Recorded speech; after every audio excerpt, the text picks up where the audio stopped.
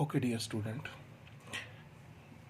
बेटा जैसा कि हमने हमारी फर्स्ट यूनिट अभी कंप्लीट कर चुके हैं, उसमें कैपेसिटी की बहुत सारी जो प्रॉब्लम थी अपने डिस्कस कर ली थी। आज हम अपनी नई यूनिट शुरू कर रहे हैं, जैसे यूनिट नंबर 2। ठीक है, और यूनिट नंबर 2 में हम स्टार्ट कर रहे हैं करंट इलेक्ट्रिसिटी से। ठीक है, तो बेटा बेसिकली जो डिक्शनरी मीनिंग होता है करंट का, that is related to flow. ठीक है, और इलेक्ट्रिसिटी वर्ड मैंने बताया था कि this word is resemble from the electric word, और इलेक्ट्रिक वर्ड का मतलब मैंने बताया था बेटा चार्ज। मैंने आप लोगों से पहले भी कहा था, जब इलेक्ट्रोस्टैटिक्स हमने पढ़ा था, कि जब जब आपको इलेक्ट्रिसिटी, इलेक्ट्रो, इलेक्ट्रिकल ऐसे वर्ड मिलेंगे तो उसका डायरेक्ट जो मीनिंग होता है, डायरेक्ट जो उसका इंडिकेशन होता है, दैट इज अबाउट चार्ज। ठीक है, तो करंट इलेक्ट्रिसिटी में हम क्या पढ़ रहे हैं? करंट इलेक्ट्रिसिटी में करंट का जो मतलब हुआ बेटा, दैट इज फ्लो, और जो इलेक्ट्रिसिटी का मतलब हुआ दैट इज चार्ज। ठीक है ना, तो इसका मतलब हम करंट इलेक्ट्रिसिटी में पढ़ने वाले हैं क्या? Flow of charge. ठीक है बेटा, फ्लो ऑफ चार्ज। तो अब ये कह रहा है कि आपके पास में इलेक्ट्रोस्टैटिक्स में हमने पढ़ा था चार्ज की प्रॉपर्टीज कब, जब चार्ज रेस्ट में था। यहाँ हम पढ़ने वाले हैं चार्ज के फ्लो को, यानी कि चार्ज के मोशन को। तो फ्लो ऑफ चार्ज भी कह सकते हो, और चार्ज इन बेटा मोशन भी कह सकते हो। ठीक है ना, यानी कि यहाँ पर हमारे पास में होगा वो चार्ज किस में होगा बेटा? मोशन में होगा। और उसके बारे में हम डिटेल स्टडी करने वाले हैं कि चार्ज जब जब मोशन में होगा तो कौन कौन से फिनोमिना एग्जीक्यूट करेगा, कौन कौन सी नई क्वांटिटीज़ हमारे पास में इवोल्व आउट होंगी। ठीक है ना, उन सारी चीज़ों के बारे में हमें स्टडी करना है। ठीक है, तो सबसे पहली जो हमारे पास में प्रॉपर्टी अराइज करके आती है फ्लो ऑफ चार्ज के बारे में, ठीक है ना, तो उसमें हमारे पास में पहली प्रॉपर्टी जो आती है वो है इलेक्ट्रिक करंट। इलेक्ट्रिक करंट, जिसको हम बेसिकली आगे चल के करंट भी कहेंगे। ठीक है ना, तो इलेक्ट्रिक करंट क्या है? ये कह रहा है कि इलेक्ट्रिक करंट में आपके पास में ये एक आपके पास कोई कंडक्टर है बेटा। ठीक है, कंडक्टर हम इसलिए ले रहे हैं क्योंकि यहाँ पर कंडक्टर में चार्ज का फ्लो ज़्यादा आसान होता है, चार्ज क्योंकि इसके अंदर फ्री चार्ज पार्टिकल अवेलेबल्स होते हैं। These are in terms of electrons. ठीक है, ये हमारे पास में बेटा एक कंडक्टर हो गया, और इस कंडक्टर में आपको पता है कि फ्री चार्ज है, फ्री इलेक्ट्रॉन्स है। ठीक है ना, ये आपके पास में फ्री इलेक्ट्रॉन्स हो गए। तो अब ये कह रहा है कि ये फ्री इलेक्ट्रॉन्स हैं, ये फिलहाल आपके पास में है मोशन में। ठीक है ना, ड्यू टू टेम्परेचर, यानी कि रूम टेम्परेचर आप एज्यूम कर सकते हो कि आपका जो रूम टेम्परेचर है बेटा, उस रूम टेम्परेचर के ऊपर जो फिलहाल जो इलेक्ट्रॉन है इनके अंदर होती है थर्मल एनर्जी या थर्मल काइनेटिक एनर्जी। कौन सी? Thermal kinetic energy. और उस थर्मल काइनेटिक एनर्जी के बिहाफ पे ये इलेक्ट्रॉन क्या करते हैं? मूव करते हैं। क्या करते हैं बेटा? मोशन शो करते हैं। यानी कि उस मोशन को क्या बोलते हैं? थर्मल काइनेटिक एनर्जी, या आपके पास में जो मोशन होता है उसको बोलते हैं थर्मल मोशन। क्या बोलते हैं? Thermal motion. ठीक है ना, और थर्मल मोशन जो होता है उसमें किसी प्रकार का कोई फोर्स काम नहीं कर रहा बाहर से जो इलेक्ट्रॉनों को मोटिवेट कर सके to flow in a particular direction. तो ये जो मोशन होता है आपके पास में, ये होता है रैंडम फ्लो। क्या होता है बेटा? ये रैंडम मोशन होता है, जैसा आपने ब्राउनियन मोशन पढ़ा था। ठीक है ना, ब्राउनियन मोशन में तो फिर भी नेट आपके पास में मीन फ्री पाथ आता है उसमें तो, लेकिन यहाँ पर आपके पास में पार्टिकल्स का जो है वो रैंडम मोशन है। एक इलेक्ट्रॉन इधर मूव कर रहा है, दूसरा इधर मूव कर रहा है, ये इधर मूव कर रहा है, तो ये इधर मूव कर रहा है। और इस तरीके से इनका जो नेट मूवमेंट आता है बेटा, जो नेट मूवमेंट आता है या नेट जो फ्लो आता है बेटा, that comes out to be zero. ठीक है ना, तो इसका मतलब अगर आपके पास में थर्मल मोशन में है पार्टिकल, तो हम ये कह सकते हैं कि उनकी जो एवरेज वेलोसिटी आएगी, क्या आएगी? एवरेज वेलोसिटी जो आएगी, ठीक है ना बेटा, एवरेज वेलोसिटी जो आएगी वो आपके पास में, मान लीजिए पहले इलेक्ट्रॉन की U1 थी, दूसरे इलेक्ट्रॉन की U2 थी, ऐसे मान लीजिए यहाँ पर कितने इलेक्ट्रॉन है? n इलेक्ट्रॉन है पर यूनिट वॉल्यूम। ठीक है ना, इस कंडक्टर के एक यूनिट वॉल्यूम है, तो ये आपके पास में एवरेज आ गया and that comes out to be 0। इस सिचुएशन में किसी कंडक्टर में करंट होता भी नहीं है बेटा। देखिए आप भी जानते हो कि अगर आपने कोई पोटेंशियल डिफरेंस अप्लाई नहीं किया उस सिचुएशन में यहाँ पर आपके पास में सर्किट में करंट नहीं होगा। ठीक है, चलिए तो अब क्या हुआ, अब हमने यहाँ पर एक पोटेंशियल डिफरेंस अप्लाई कर दिया बेटा, यानी कि हमने यहाँ पर एक पॉजिटिव पोटेंशियल अप्लाई कर दिया, यहाँ नेगेटिव, मतलब हमने कोई सोर्स कनेक्ट करवा दिया जो इसके कंडक्टर के टर्मिनल के अक्रॉस एक पोटेंशियल डिफरेंस जनरेट कर रहा है। ठीक है, due to that potential difference, ठीक है ना, यहाँ ये नेगेटिव है और यहाँ ये पॉजिटिव है, तो this system seems like this बेटा। ये सिस्टम आपके पास में ऐसा दिखेगा कि ये आपके पास में एक प्लेट हो गई या एक क्रॉस सेक्शन हो गया जिसके ऊपर पॉजिटिव चार्ज है कंडक्टर का, ये बेटा आपके पास में नेगेटिव चार्ज है। ठीक है, तो एक इलेक्ट्रिक फील्ड काम कर रहा है इन दोनों के बीच में, जो कि डायरेक्शन होती है पॉजिटिव से नेगेटिव की तरफ। ठीक है बेटा, और यहाँ पर मान लीजिए आपके पास में एक इलेक्ट्रॉन है, ये आपके पास में एक नेगेटिव चार्ज पार्टिकल है। तो हमने बताया था कि अगर कोई चार्ज पार्टिकल किसी इलेक्ट्रिक फील्ड में रखा हुआ होता है, ठीक है ना, तो उसके ऊपर वो इलेक्ट्रिक फील्ड क्या लगाता है, फोर्स लगाता है। ठीक है बेटा, तो यहाँ पर जो इलेक्ट्रिक फोर्स लगेगा इसके ऊपर, दैट इज बेटा क्या होगा, Q इंटू ई, लेकिन Q है वो नेगेटिव है बेटा, Q क्या है, माइनस ई है, तो माइनस ई इंटू ई, माइनस ई इंटू कैपिटल यानी कि इलेक्ट्रिक फील्ड। ठीक है, तो बेसिक सी बात क्या समझ में आई, बेसिक सी बात ये समझ में आई कि F और E है वो एक दूसरे के एंटी है, नेगेटिव है। ठीक है ना, तो इलेक्ट्रिक फील्ड अगर इधर काम कर रहा है तो इस इलेक्ट्रॉन पे जो फोर्स लगेगा बेटा वो इस डायरेक्शन में काम करेगा। ठीक है, वो फोर्स लगा किसकी वजह से, इलेक्ट्रिक फील्ड की वजह से, और ऐसे ही यही फोर्स हर इलेक्ट्रॉन पे काम करेगा। यहाँ जो इलेक्ट्रॉन है उसके ऊपर भी काम करेगा, यहाँ जो इलेक्ट्रॉन है उसके ऊपर भी काम करेगा, and due to that force the electron start move in an aligned direction. ठीक है ना, इनका अलाइनमेंट बदलेगा और एक पर्टिकुलर डायरेक्शन में इनका मोशन होगा। ठीक है ना, and due to that aligned motion, ठीक है ना, current is not always due to the movement of charge, due to the flow of charge, its current is due to the aligned movement of charge। ठीक है बेटा, तो यहां पर आपके पास में कौन सा मूवमेंट है बेटा, aligned movement, ALLI, aligned movement of charge या इलेक्ट्रॉन कह दीजिए, कोई दिक्कत नहीं है। ठीक है ना, aligned movement of charge contributes electric current. ठीक है, या फिर आप इस अलाइंड मूवमेंट को दूसरी भाषा में क्या कह सकते हो कि नेट मूवमेंट, यानी कि क्या आएगा यहां पे, नेट मूवमेंट ऑफ चार्ज। ठीक है, is termed as electric current. ठीक है, तो जो बेसिक डेफिनेशन करंट की बनती है कि हम कह तो देते हैं कि flow of charges cause current या rate of flow of charges cause current, but वहाँ पर एक चीज़ मेंशन करना जरूरी होता है कि वो जो मूवमेंट है वो कैसा होना चाहिए बेटा, अलाइंड मूवमेंट होना चाहिए। अदरवाइज देखिए मूवमेंट तो यहाँ पर भी था, जब हमने पोटेंशियल डिफरेंस अप्लाई नहीं किया था उससे पहले भी थर्मल मूवमेंट तो था ही, तो थर्मल मूवमेंट की वजह से जो इलेक्ट्रॉनों का जो नेट मूवमेंट आ रहा है that is zero, that is average movement, हमारे पास में एवरेज वेलोसिटी क्या आ रही है, जीरो आ रही है। तो टोटल जो मूवमेंट आया पार्टिकल्स का या इलेक्ट्रॉन्स का in the absence of external potential difference या एक्सटर्नल फोर्स या एक्सटर्नल इलेक्ट्रिक फील्ड, ठीक है ना, तो ये आपके पास में क्या आएगा बेटा, जीरो आएगा। ठीक है, तो करंट की बेसिक डेफिनेशन हम क्या लिखते हैं, करंट की बेसिक डेफिनेशन में हमारे पास में आता है कि आई, यानी कि अब हम यहाँ पर ये कर रहे हैं कि भाई ये मेरा एक कंडक्टर हो गया, इसके अक्रॉस मैंने एक पोटेंशियल डिफरेंस भी अप्लाई कर दिया बेटा। देखिए टर्मिनोलॉजी को समझ लेते हैं इसकी को, एक पोटेंशियल डिफरेंस अप्लाई किया है नो डाउट। ठीक है, और यहाँ से जब ये आपने पोटेंशियल डिफरेंस अप्लाई किया है तो there must be a source which is connected here. ठीक है, हम इसका सर्किट पूरा बना लेते हैं, ये पॉजिटिव और ये नेगेटिव, ये पोटेंशियल डिफरेंस है V। पोटेंशियल डिफरेंस इस पॉजिटिव और नेगेटिव टर्मिनल के बीच का जो पोटेंशियल आएगा, उन दोनों के बीच का जो डिफरेंस आएगा वो पोटेंशियल डिफरेंस है। ठीक है, चलिए तो अब मैंने यहाँ पर इस क्रॉस सेक्शन के ऊपर मैं ऑब्जर्वर लगा रहा हूँ।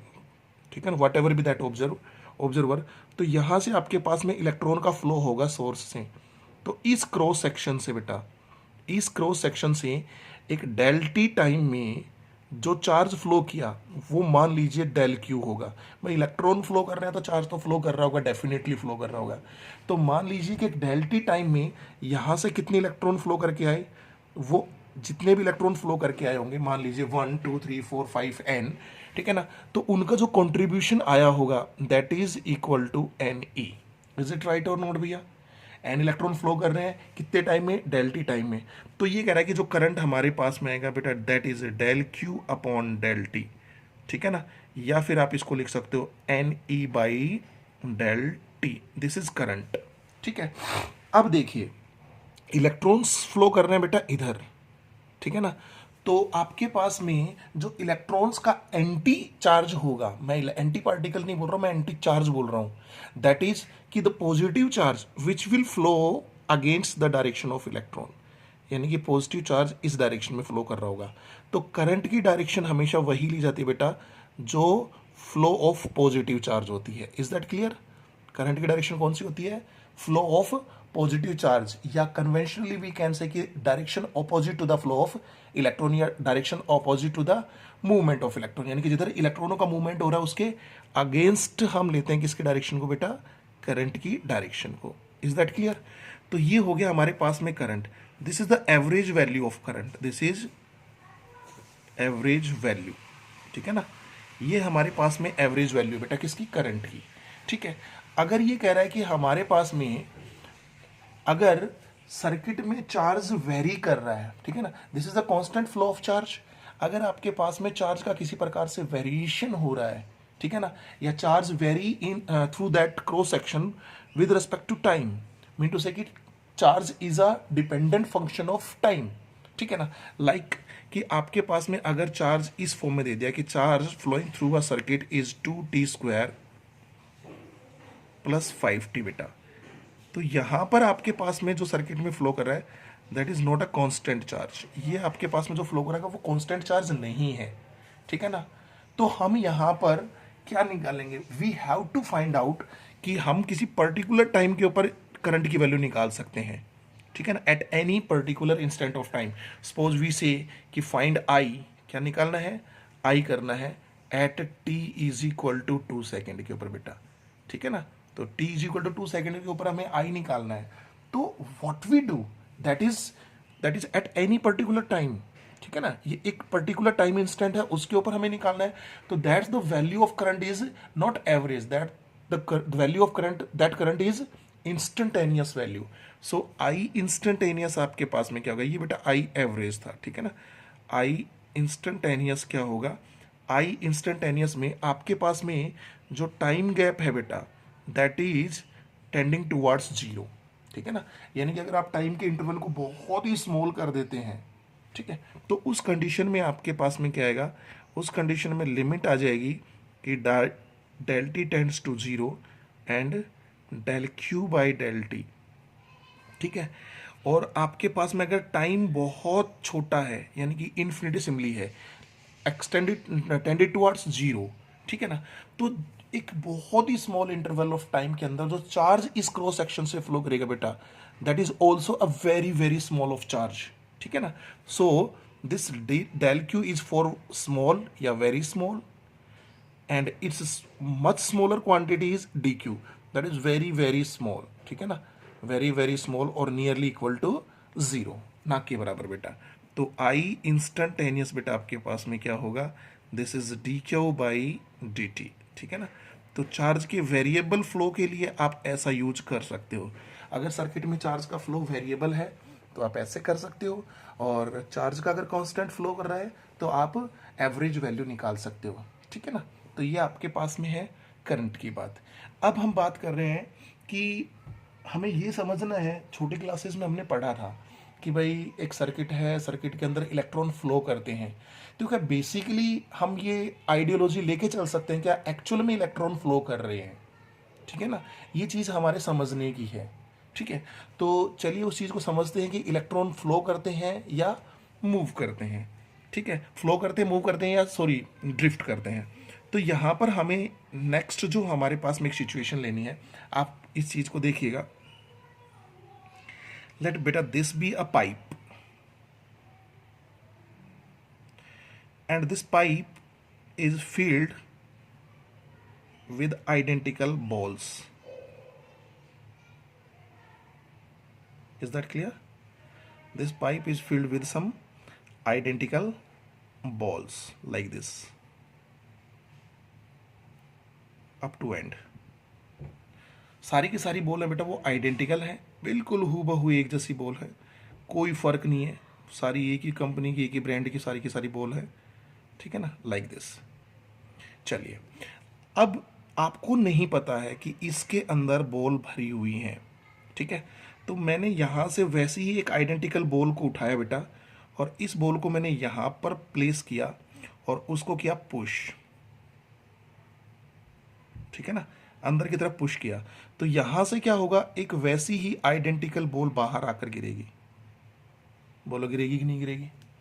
तो बेसिकली अगर तुम्हें यह नहीं पता कि इस पाइप के अंदर ऑलरेडी बॉल फिल्ड हैं, तो व्हाट यू थिंक, आपका इमेजिनेशन क्या कहेगा कि this ball flow out through this pipe length, this L length, and reaches to this cross section, from cross section A to cross section B. तो आप यही कहेंगे कि ये बॉल जो मेरी बॉल थी, यही बॉल क्रॉस सेक्शन ए से फ्लो करती हुई और क्रॉस सेक्शन बी तक गई और बाहर आई है, ठीक है ना।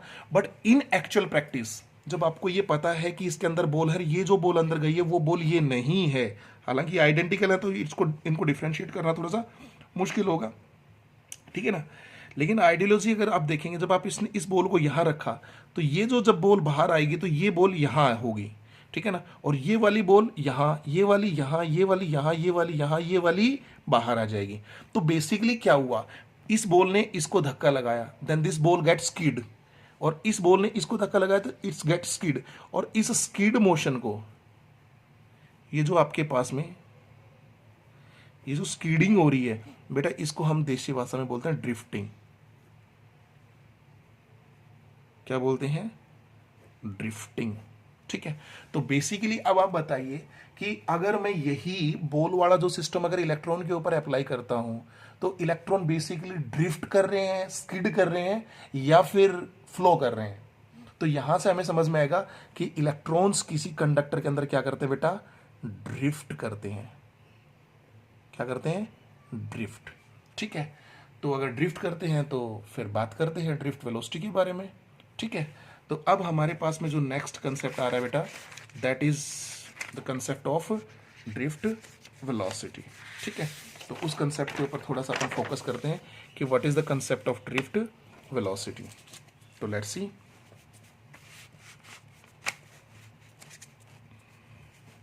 देखिए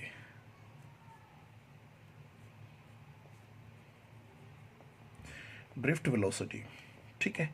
तो अभी हमने पीछे बताया था बेटा कि अगर आपने एक कंडक्टर है और उस कंडक्टर के अक्रॉस अगर आपने पोटेंशियल डिफरेंस अप्लाई कर दिया है बेटा, तो पोटेंशियल डिफरेंस अप्लाई करने के बाद में क्या लगा था उसके ऊपर, उस कंडक्टर के इलेक्ट्रॉनों के ऊपर एक फोर्स लगा था, and that force is equal to -E times of electric field, ठीक है बेटा।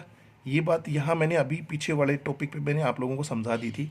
अच्छा, अब ये बताइए, अगर किसी चार्ज पार्टिकल के ऊपर अगर कोई फोर्स लग रहा है, किसी भी पार्टिकल के ऊपर अगर कोई फोर्स लग रहा है, तो न्यूटन ने हमें बताया था कि अगर पार्टिकल है, पार्टिकल के ऊपर अगर कोई फोर्स काम कर रहा है, तो that particle gain some acceleration, ठीक है ना, उस पार्टिकल में कुछ एक्सेलरेशन आएगा।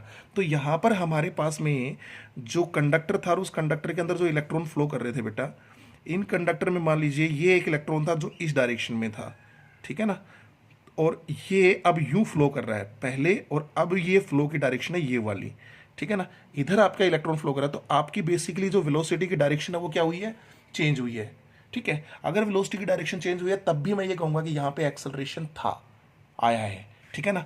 तो यहाँ पर एफ एक्सेलरेटिंग जो लगेगा बेटा, किसके ऊपर, इलेक्ट्रॉन के ऊपर, तो दैट इज होगा आपके पास में मास ऑफ इलेक्ट्रॉन और into acceleration of electron. Is it right और नॉट? और एक्सेलरेशन बेटा उसी डायरेक्शन में होता है जिस डायरेक्शन में फोर्स लग रहा है, ठीक है। हाँ, तो ये आपके पास में हो गया भाई। दूसरा, अब समझने वाली बात क्या है यहाँ पे बेटा, समझने वाली बात ये है कि ये जो एक्सेलरेटिंग फोर्स आया है ये किससे आया है, ये एक्सेलरेटिंग फोर्स आया है इस इलेक्ट्रिक फोर्स की बदौलत, क्योंकि ये नहीं होता तो ये नहीं होता। तो from equation first and second, from first and बेटा सेकेंड क्या आएगा भाई, तो ये आ जाएगा माइनस का E E is equal to M A, ठीक है। और यहाँ से बेटा वेक्टर ए आपके पास में आ गया, यानी कि एक्सेलरेशन वेक्टर आ गया, दैट इज दिस, ठीक है। ये आपका एक्सेलरेशन आ गया, इक्वेशन नंबर थर्ड। अब अगर एक्सेलरेशन हो रहा है तो एक बात और हमें समझ में आ रही है कि एक्सेलरेशन आपके पास में हो रहा है, तो पहले मान लीजिए इसकी जो वेलोसिटी थी वो बेटा थर्मल वेलोसिटी u1 थी, और अभी इसकी वेलोसिटी बदली तो है, तो बदलने के बाद में मैंने क्या मान ली, v1। भाई पहले u1 थी, अब v1 है, जिसकी u2 थी उसकी अब क्या हो जाएगी v2, जिसकी u3 थी उसकी v3, हाँ या ना। तो अब आपके पास में हमें पता है, वी नो दैट कि acceleration E is constant, E is electronic charge constant, electric field जो आपके पास में होता है बेटा दैट इज ऑल्सो कांस्टेंट, ठीक है ना, और mass of electron is also constant. तो आपके पास में आपका एक्सेलरेशन है बेटा दैट इज कांस्टेंट और यूनिफॉर्म, ठीक है। कैसा है, यूनिफॉर्म एक्सेलरेशन है। तो हमारा फर्ज बनता है कि हम यूनिफॉर्मली एक्सेलरेटेड मोशन की इक्वेशन यूज करें, या कर सकते हैं अगर ऐसा होता है तो, ठीक है ना। तो इक्वेशन क्या होती है बेटा, v is equal to u plus a t for first, किसके लिए, फॉर फर्स्ट पार्टिकल के लिए, ठीक है ना। तो मैंने बताया जैसे कि ये v1 हो जाएगा, ये आपका u1 हो जाएगा, ये आपका a तो कांस्टेंट रहेगा बेटा सबके लिए, और टाइम क्या हो जाएगा t1, ठीक है। दूसरे वाले के लिए बेटा, सेकंड वाले के लिए v2 is equal to u2 plus AT2 हो जाएगा। और ऐसे ही हमने माना था n इलेक्ट्रॉन माने थे पर यूनिट वॉल्यूम, तो ये un प्लस ATN, ठीक है। अब हमारा क्या मतलब बनता है, देखिए हमने पहले भी एवरेज लिया था तो बेटा अब भी एवरेज लेते हैं। तो v एवरेज जो आएगी अब फाइनल वाली, वो आएगी v1 plus v2 plus dot dot dot of vn and whole divided by n, ठीक है। तो v एवरेज की वैल्यू बेटा क्या होगी बताइए जरा, v एवरेज की वैल्यू, ये वैल्यू यहाँ पे पुट कर दूं तो यहाँ आ जाएगा u1 plus AT1 u2 plus AT2 plus dot dot dot dot, और यहाँ बेटा un plus ATN and whole divided by n, ठीक है। तो v एवरेज क्या आया भाई, v एवरेज आया u1 वाली, u वाली जो सारी टर्म है बेटा उनको सेपरेट कर लीजिए, तो ये आ जाएगा u1 plus u2 plus dot dot dot of un, और इनका नीचे का डेनोमिनेटर भी सेपरेट कर दीजिए, n आ जाएगा। अच्छा अगली वाली टर्म में देखो, AT वाली टर्म में a कॉमन आ जाएगा, यहाँ बचेगा बेटा T1 T2 plus dot dot dot of Tn and whole divided by n, ठीक है। ये टर्म आपने पहले पढ़ी हुई है, ये टर्म आपकी पहले पढ़ी हुई है। अगर आप लोगों को नहीं है थोड़ा सा ध्यान, तो मैं आप लोगों को एक बार रिमाइंड करवा देता हूँ उस चीज़ के बारे में। ये हमारे पास में था जो पहले वाला था, ठीक है ना। इसमें ये हमने निकाल रही थी average thermal velocity and that comes out to be बेटा 0 के बराबर, ठीक है ना। जो पीछे वाली स्लाइड हमने निकाली थी उसमें ये हो गया।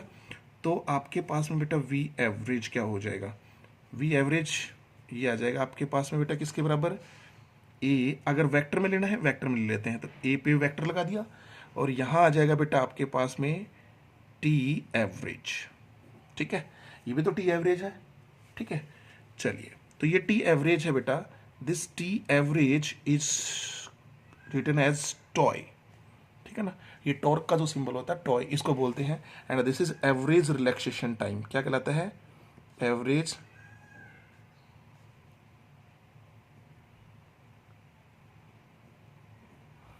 रिलैक्सेशन टाइम, ठीक है।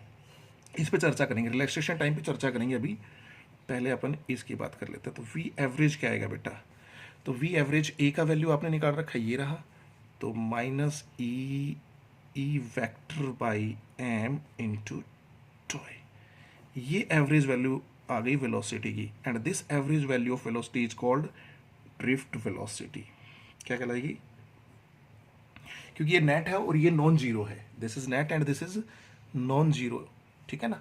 तो अब ये बात कर रहा है कि इलेक्ट्रॉनों का ड्रिफ्टिंग कब होगा, यानी कि चार्ज का ड्रिफ्टिंग कब होगा, जब एक्सटर्नल इलेक्ट्रिक फील्ड लगेगा तब। तो कहने का मतलब ये है कि मूवमेंट या मोशन या drifting of charges in the presence of external electric field, ठीक है ना, इज कॉल्ड ड्रिफ्ट वेलोसिटी या ड्रिफ्टिंग, ठीक है। तो ये आपके पास में ड्रिफ्ट वेलोसिटी होगी बेटा, and that be equals to E by m into toy. ठीक है, और अगर स्केलर में लेना है तो ये आ जाएगी v d is equal to e by m into tau. Magnitude ले लिया हमने इसका। ठीक है, मैग्नीट्यूड ले लोगे तो आपके पास में ये टर्म आ जाएगी। ये आपके पास में ड्रिफ्ट वेलोसिटी होगी। तो बेसिकली ड्रिफ्ट वेलोसिटी किस पे डिपेंड कर रही है? बेसिकली ड्रिफ्ट वेलोसिटी डिपेंड कर रही है इलेक्ट्रिक फील्ड पे। ठीक है ना, तो इलेक्ट्रिक फील्ड लगाएंगे तो यहाँ पर इलेक्ट्रॉनों क्या होगा? ड्रिफ्टिंग होगा। Is that clear?